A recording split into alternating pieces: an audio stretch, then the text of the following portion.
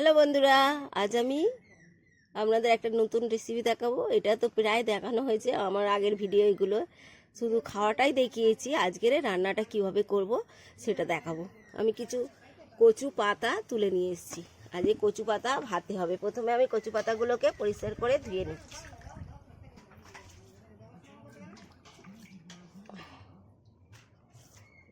পরিষ্কার করে।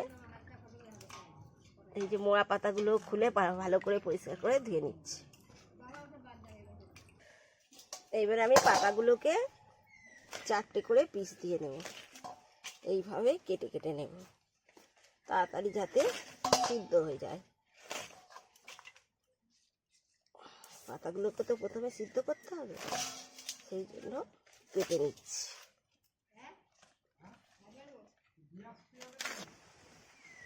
পাতাগুলো আমি পরিষ্কার করে ধুয়ে নিয়ে এই কেটে নিয়েছি, কাটা হয়ে গেছে আমার। কচু পাতা সিদ্ধ বা ভাতের জন্য আমি কি কি মশলা দেব সেটা দেখিয়ে নিচ্ছি। এটা হচ্ছে রসুন 20 থেকে 25টা, আদা 3 পিস আছে, আর পেঁয়াজ একটা বড়, আর 10 পিস হচ্ছে শুকনো লঙ্কা। এবার পরিমাণ মতো তেল দেব আর পরিমাণ মতো নুন দেব। এখন আমি এইগুলোকে বেটে নেব। আর চিংড়ি মাছ অবশ্যই দিতে হবে। কুচো চিংড়ি দিলে অবশ্য খুব সুন্দর স্বাদ হয়। বড় চিংড়ি অত স্বাদ হয় না, কুচো চিংড়িটাই বেশি স্বাদ হয়। বেটে নেব না, এগুলো ঠুকে নেবো, বাটবো না ঠিক। এগুলো ঠুকে নিলে ভালো লাগবে, খুব সুন্দর খেতে লাগবে। রসুনগুলোকে প্রথমে আমি ঠুকে নিচ্ছি।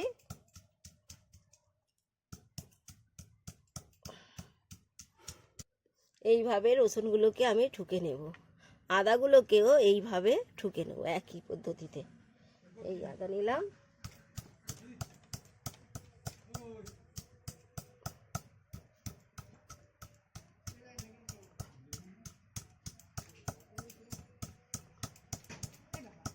আমি ঠুকে নিয়েছি।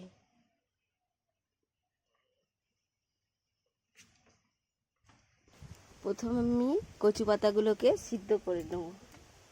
সিদ্ধ করার জন্য পরিমাণ মতো জল দিয়ে দিচ্ছি কড়াইতে।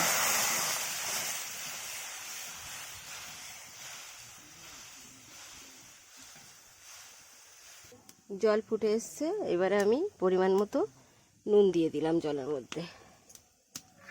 নুন দিয়ে একটু নাড়াচাড়া করে দিলাম, দিয়ে এবারে কচু পাতাগুলো আস্তে আস্তে দিয়ে দেব।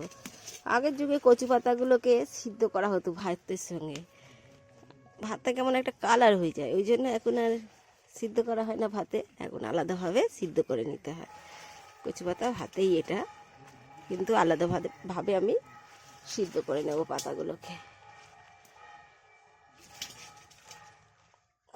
দিয়ে এবারে এটাকে একটু ভিতরে ভিতরে ভালো করে চেপে দিয়ে এটাকে ঢাকা দিয়ে দেব।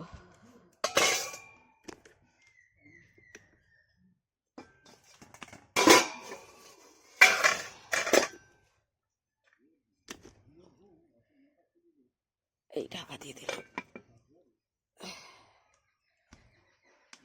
এবার আমি ঢাকনা সরিয়ে দেখবো কতটা সিদ্ধ হবে।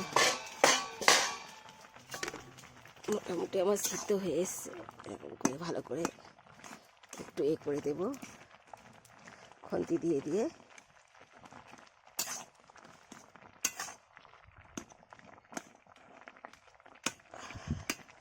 কত কমে গেছে।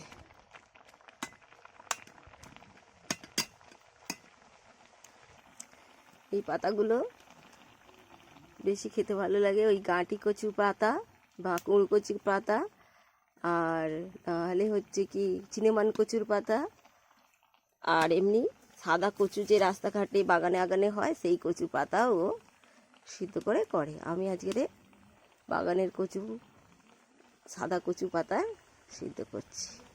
পাতাগুলো সিদ্ধ হয়ে এসছে এরকম, এই যে একদম। এবারে আমি এটাকে নামিয়ে নেব। আমি চুবড়িতে ছেঁকে নেব এটা।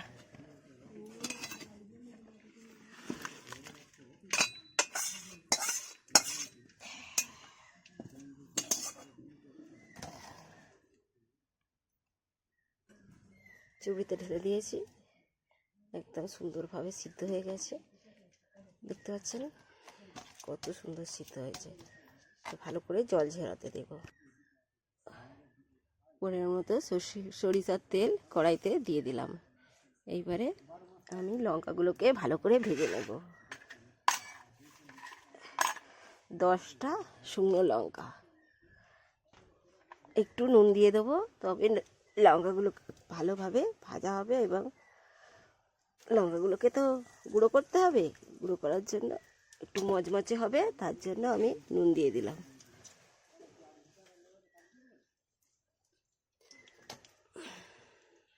লঙ্কা আমার লাল করে ভাজা হয়ে গিয়েছে, এবার লঙ্কাগুলোকে তুলে নিচ্ছি।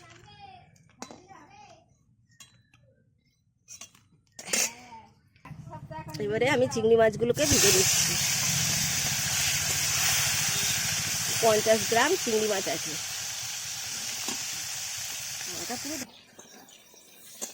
এইবারে চিংড়ি মাছগুলো ভাজা হয়ে গেছে, এর সঙ্গে আমি পেঁয়াজটা দিয়ে দিলাম, তারপরে আদা থেঁতাটা দিয়ে দিলাম, রসুন থেঁতাটা দিয়ে দিলাম।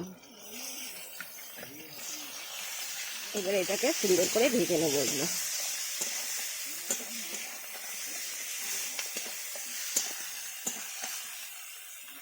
লঙ্কাটা গুঁড়িয়ে নেব। লঙ্কা সেন্ট বেরোবে ভাজার, তখনই আমি ওই কচুটা পাতাটা দিয়ে দেব। জল ঝরানো হয়ে গিয়েছে সুন্দর করে, এইবার আমি কচু পাতাটা দিয়ে দেব।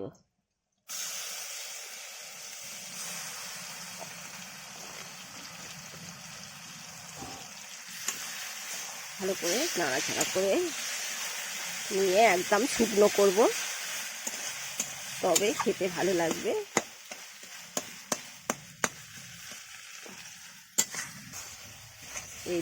এইভাবে নাড়াচাড়া করতে হবে অনেকক্ষণ ধরে। যেমন আমরা কচু শাক, এই কচু শাক ডাঁটা রান্না করি, সেরকমভাবেই রান্না করতে হবে একদম। রান্না পুজোর সময় অনেকদের বাড়ি আছে কচুর ডাঁটা রান্না, সেইভাবে ঠিক এটাও পাতাটাকে নিরস্ত করতে হবে। এই যে আমার রান্না রেডি হয়ে গেছে একদম।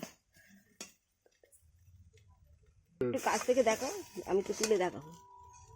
এই যে পুরো আমার রান্না রেডি হয়ে গেছে একদম সুন্দর করে, জল ফল কিচ্ছু নেই আর, একদম নিরস্ত হয়ে গেছে। এবারে এটাকে আমি নামিয়ে নেব। এই আমার কচু পাতা ভাতে রেডি একদম। খেলাম, খেয়ে দেখলাম একটুও গাল লাগছে না, তার মানে গাল কিটাচ্ছে না। হেভি হয়েছে, সুন্দর টেস্টি, লাজবাব। ভালো লাগলে ভিডিওটা লাইক, কমেন্ট, শেয়ার, সাবস্ক্রাইব করুন।